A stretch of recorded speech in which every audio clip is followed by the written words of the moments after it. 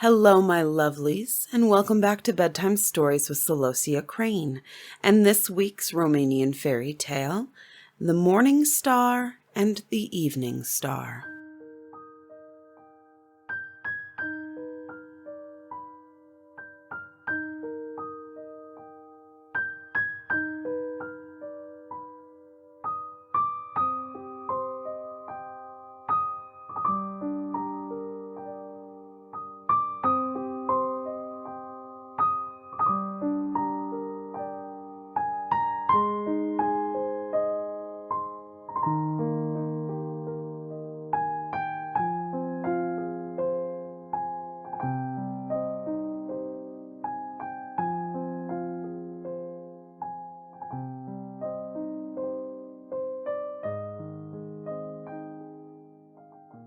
There was once an emperor and empress who were childless. So they sought out all the wizards and witches, all the old women and astrologers. But their skill proved vain, and no one knew how to help them. At last the royal pair devoted themselves to almsgiving, praying, and fasting, until one night the empress dreamed that the Lord had taken pity on her and appeared to her side, and said, "I have heard your prayers, and will give you a child whose like cannot be found on earth. Your husband, the emperor, must go to the brook tomorrow with a hook and line. Then you are to prepare with your own hands the fish he catches and eat it." Before it was fairly daylight, the empress went to the emperor and woke him, saying, "Rise, my royal husband, it is morning." "Why, what ails you today, wife, that you wake me so early?" the emperor cried. "Has any foe crossed the frontiers of my country?" "Heaven forbid! I've heard nothing of that sort, but listen to my dream." And she told him about it. When the emperor heard her story, he jumped out of bed, dressed, took the hook and line, and gasping for breath went to the brook.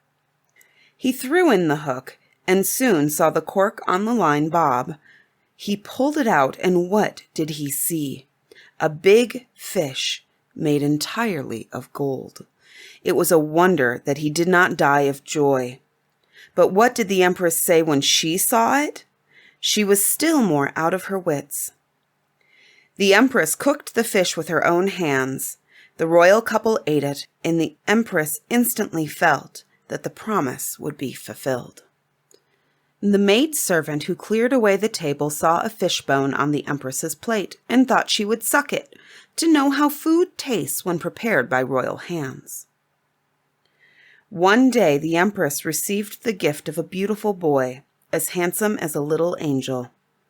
That same night the maidservant too had a son, who looked so exactly like the prince that they could not be distinguished from each other. The maidservant's child precisely resembled the royal one. The prince was named Buzujak, and the maidservant's son was called Simenak. They grew up together, were taught their lessons, and learned as much in one day as other children in a whole year. When they were playing in the garden, the empress watched them from her window with great delight. They became tall youths and looked so much alike that people could never tell which was the prince and which was the maidservant's son. They were haughty in bearing, both were charming, winning in speech, brave to a fault. One day, they determined to go hunting, but the empress was constantly fretting herself to find some way of recognizing her own son. For as their faces were alike and their clothes precisely the same, she often could not distinguish one from the other. She therefore thought of putting some mark on the prince. So she called him, and while pretending to be playing with his hair, knotted 2 locks together without his knowledge. Then the youths went off hunting. They hurried joyously through the fields, skipped about like lambkins, gathered flowers, sprinkled themselves with dew, watched the butterflies flit from blossom to blossom, saw the bees gather wax and honey, and enjoyed themselves to the utmost. Then they went to the springs, drank some water to refresh themselves, and gazed unweariedly at the sky, which met the earth on the horizon. They would fain have gone to the end of the world to see it close at hand, or at least far enough to reach the spot where the earth grows marshy before it comes to an end. Next, they went into the woods. When they saw the beauties of the forest, they stood still with mouths wide open in astonishment. Consider that they had not beheld any of these things in their whole lives. When the wind blew and stirred the leaves, they listened to their rustling, and it seemed as if the Empress was passing by, drawing her silken train after her. Then they sat down on the soft grass under the shade of a big tree. Here they began to reflect and consult each other about how they were to commence hunting. They wanted to kill nothing but wild beasts. They did not notice the birds which hopped around them and perched on the boughs of the trees. They would have been sorry to hurt them, for they liked to listen to their twitter. It seemed as if the birds knew this. They showed no fear, but sang as if they were going to split their throats.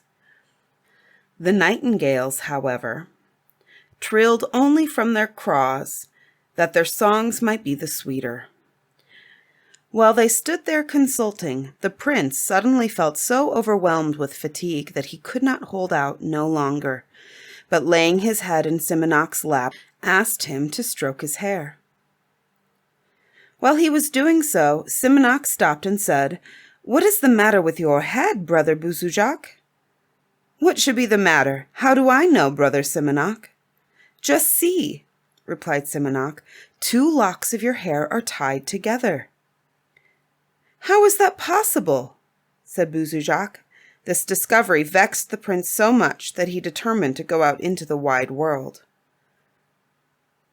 "Brother Simonok," he said, "I'm going out into the wide world because I can't understand why my mother tied my hair while she was playing with it."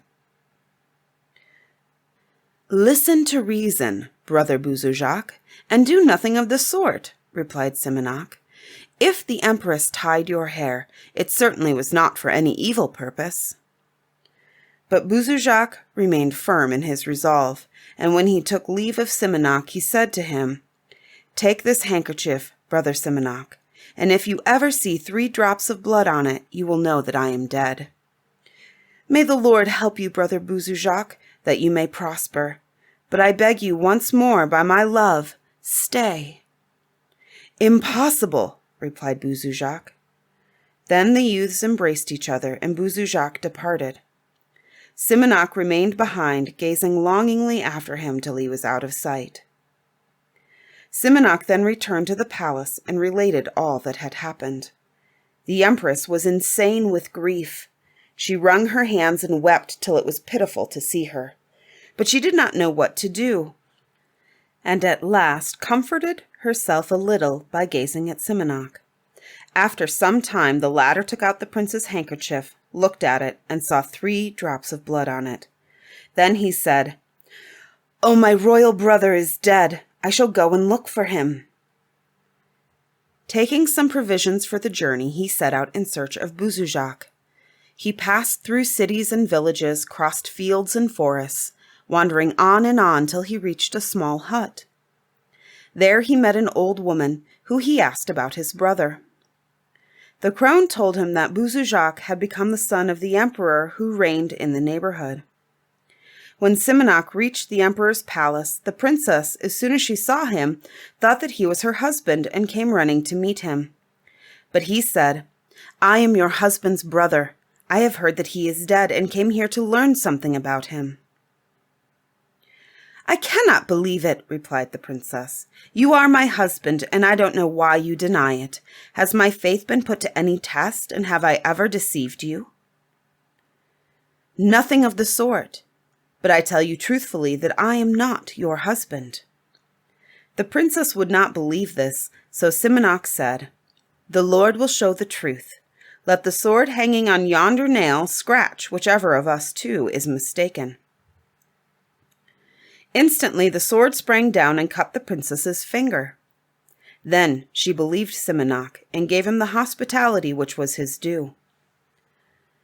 The next day he learned that Buzujak had gone out hunting and had not yet returned. So he too mounted a horse, took some greyhounds, and rode after his brother. following the direction in which he had gone. He rode on and on till he reached a forest, where he met the Wood Witch. As soon as he saw her, he set off after her. She fled, he pursued, until perceiving no way of escape, she swung herself up into a tall tree. Simonok dismounted, tied his horse to a tree, made a fire, took out his provisions, and began to eat, occasionally tossing the greyhound something. Oh dear, I'm so cold," said the Wood Witch. "My teeth are chattering." "Get down and warm yourself by the fire," replied Simonok. "I'm afraid of the dogs," she said. "Don't be frightened. They'll do you no harm." "If you want to do me a favor," the Wood Witch answered, "take a strand of your hair and tie the dogs with it." Simonok put the hair in the fire. "Oh, how horribly the hair I gave you smells! You have put it in the fire." "Go away from here and don't talk any more nonsense," replied Simonok. "One of the hound puts its tail a little too near the fire and scorched it. That's what smells so badly. If you are cold, come down and warm yourself. If not, hold your tongue and let me alone." The Wood Witch believed him, came down, approached the fire, and said, "I am hungry." "What shall I give you to eat? Take what you want of all I have." "I should like to eat you," said the Wood Witch. "Prepare for it." "And I will devour you," replied Simonok. He set the hounds upon her to tear her to pieces. "Stop!" cried the Wood Witch. "Call off your dogs that they may not tear me, and I'll give you back your brother with his horse, hounds, and all." The Wood Witch swallowed 3 times, and up came Buzujak, his horse, and his dogs. Simonok now set his hounds upon her, and they tore her into mincemeat. When Buzujak recovered his senses, he wondered at seeing Simonok there, and said, "Welcome. I am glad to meet you so well and gay, brother Simonok, but I've been asleep a very long time." "You might have slept soundly till the end of the world if I had not come," he replied. Then Simonok told him everything that had happened from their parting until that moment. But Buzujak suspected him. He thought that Simonok had won his wife's love and would not believe him when he told him the simple truth, that such an idea had never entered his head. Now that Buzujak had once begun to be jealous of his bride, he acted like a lunatic. So, being overpowered by evil thoughts, he made an agreement with Simonok to bandage the eyes of their horses, mount them, and let them carry their riders wherever they would. This was done. When Buzujak heard a groan, he stopped his horse, untied the bandage, and looked around him. Simonok was nowhere to be seen. Just think, he had fallen into a spring, been drowned, and never came out again. Buzujak returned home and questioned his wife. She told just the same story as Simonok. Then, to be still more certain of the truth, he too ordered the sword to jump down from the wall and scratch the one who was wrong. The sword leapt down and wounded his middle finger. The prince pined away, lamenting and weeping bitterly for the loss of Simonok, and sorely repenting his undue haste. But all was vain. Nothing could be changed. So in his grief and anguish he resolved not to live any longer without his brother, ordered his own eyes and those of his horse to be bandaged, mounted it, and bade it hasten to the forest where Simonok had perished. The horse went as fast as it could, and plump! It tumbled into the very same spring where Simonok had fallen. And there, too, Buzujak ended his days. But at the same time, the morning star, the emperor's son Buzujak, and the evening star, the maidservant's son Simonok, entered the sky. And that is the end of the morning star and the evening star.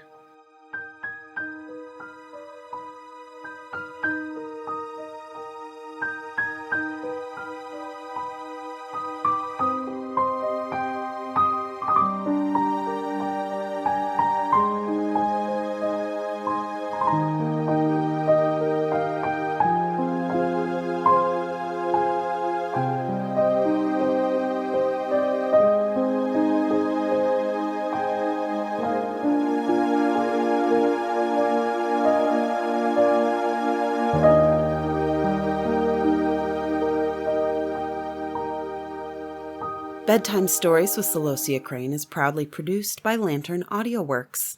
To get early access to all of our episodes of all of our podcasts, please visit patreon.com/Lantern AudioWorks.